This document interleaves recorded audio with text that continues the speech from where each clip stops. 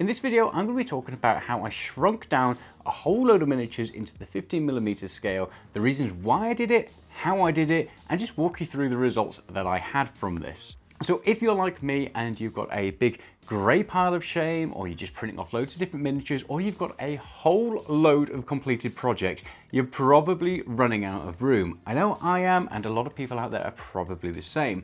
Now, recently I've really wanted to print off some small armies, and I don't mean as in like just a couple of units, I mean like tiny little mini armies. And first off, I looked at fantasy, but considering I'm already printing off so many fantasy models already, it didn't make sense for me to have those in two different scales. Having currently been reading through the Horus Heresy books, I decided I really wanted to get back into that sci-fi adventure type of thing. So I was going to go for some like mini hammer, mini 40k, who knows? Now obviously I had to make a choice about what sort of scale I was going to go for. My first thoughts were I could go for epic scale. I've done that in the past and I really enjoyed it because you can get so many units on the table.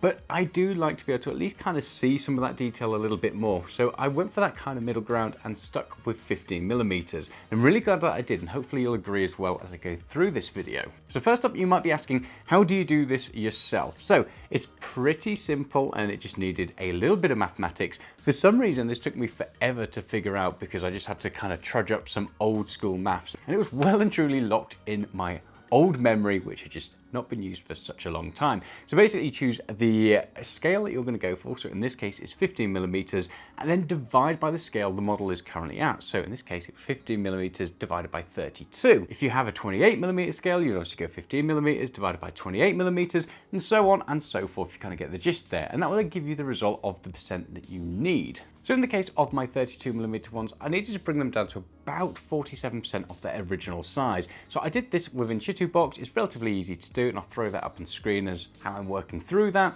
and that basically shrinks them right down. Now the models that I decided to go with, I wanted to kind of mix up. So I did want some Space Marines just because it kind of had a bit of nostalgia for me. Obviously they're a massive part of the Horus Heresy, and I've been really enjoying that, and it brought up some old school vibes for me. So I wanted to go for some kind of Space Marines. I wanted to avoid, obviously there's some fantastic ones on like cults and everything else. There's some really, really good proxies out there that are basically just Space Marines as we know and love them from Games Workshop. I wanted to do something a little bit different and just support another creator, and so I searched them out and I found one that I really liked called Atlan Forge, and they do some fantastic looking like Space Marine proxies and Space Marine type things, but combined with like old knights and all sorts of different things. So they're basically Space Marines, but with their own flavor and their own spin on it as well. So I got some of these, subscribed to their Patreon, and downloaded their models. Now there's two ways of doing this. There's the really hellish way, or there's the easier way. And the first time I went with the easier way just to see how this would turn out.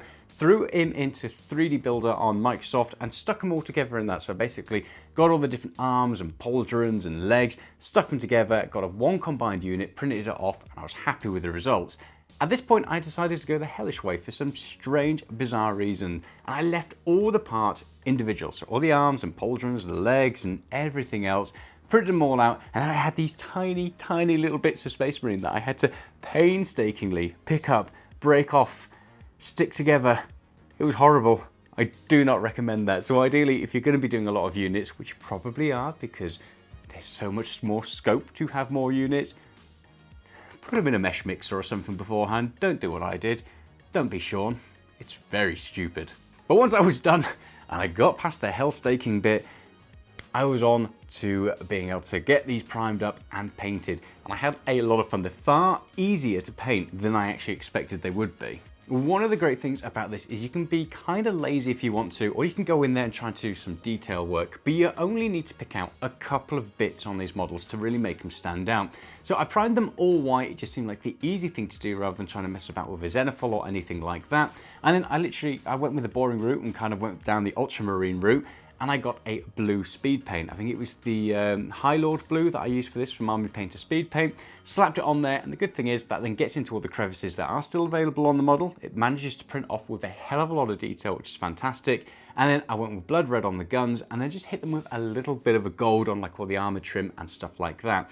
Literally, once those three details are done, you could pretty much stop there if you want to, but I went back in with a dry brush of like a cream just to make some of those details pop and stand out a little bit more, and then I hit them with my usual wash. Now my wash is an oil paint wash, And I absolutely love it because you can wipe it off all the top bits, but it gets into those crevices really nicely. It just sometimes darkens things down a little bit. If it darkens it down too much, you can go back in there and clean it up. Did no varnishing between steps. It's just not something I found I needed to do, but your mileage may vary. Once the models were at this stage, I thought it was pretty much good enough to call done. There's not really much need to go back in there and absolutely blast them with too much detail because you can't really see it too much, but they stand out on the table and you can see those 3 different colors and it just makes them look pretty much finished very easily. So once I painted them up, I wasn't too sure how I was going to go about basing them. I kind of figured they were just about the right size to be able to use them as individual units if I wanted to, but it made more sense to have them on like a combined base. But I didn't want to stick them permanently onto a combined base, so I had a bit of a dilemma.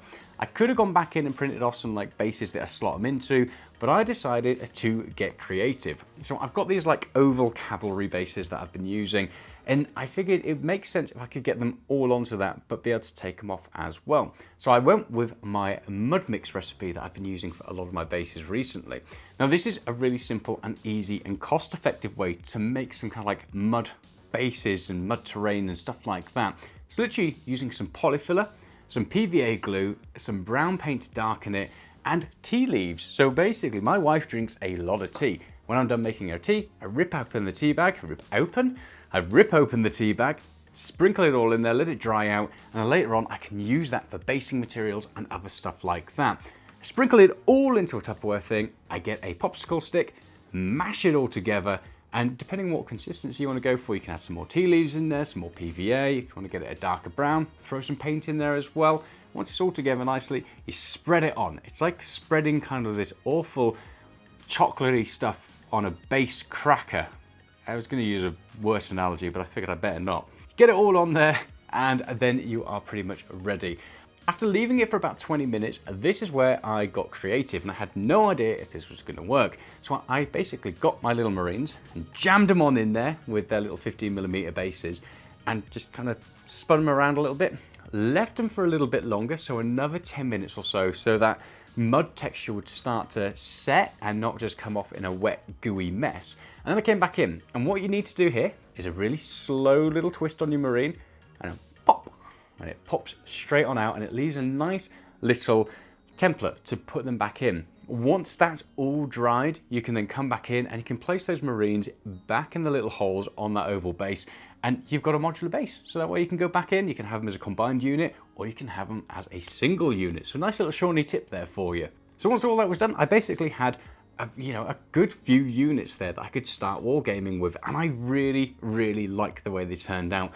And I can't wait to kind of move on to the next step of this, and let me know in the comments whether or not you want me to do a follow-up video as, I guess, the enemies I'm going to print off, or just the finished unit, or even better, loads of terrain and like battle mats and everything else, because it looks like it could be very addictive and a whole lot of fun. Now, would I recommend doing this to anybody else out there? I absolutely would. If you've got a side project that you want to do and maybe you don't have that much space, then this makes a lot of sense. The miniatures don't take up much space, they're very quick and easy to get printed off, and you can print off a whole load of these on just one build plate and then you're ready to go. And getting them painted is very quick and easy. I could probably just airbrush them, throw on some inks, and call it done. They are that simple and easy to get looking pretty good. For me, it just makes sense. I do a lot of printing of fantasy models. Obviously, it's part of Patreon, it's part of this YouTube channel as well. So to suddenly start shrinking all of those down makes no sense.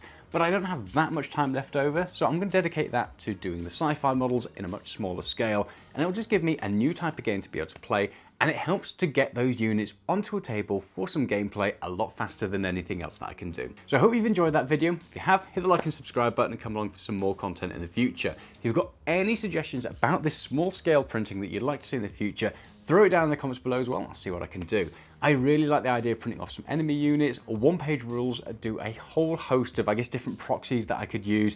They do like Tyranids and Necrons and everything else like that. And the great thing about one-page rules is they do them obviously like modular units, so you can print off the arms and everything separately, but they do combined STLs as well. So the whole unit in one STL, so I don't need to mess about with like a mesh mixer, and I don't have to go through the absolute hell and agony of sticking them all together in this tiny little miniature form. So stay safe, and I'll see you soon.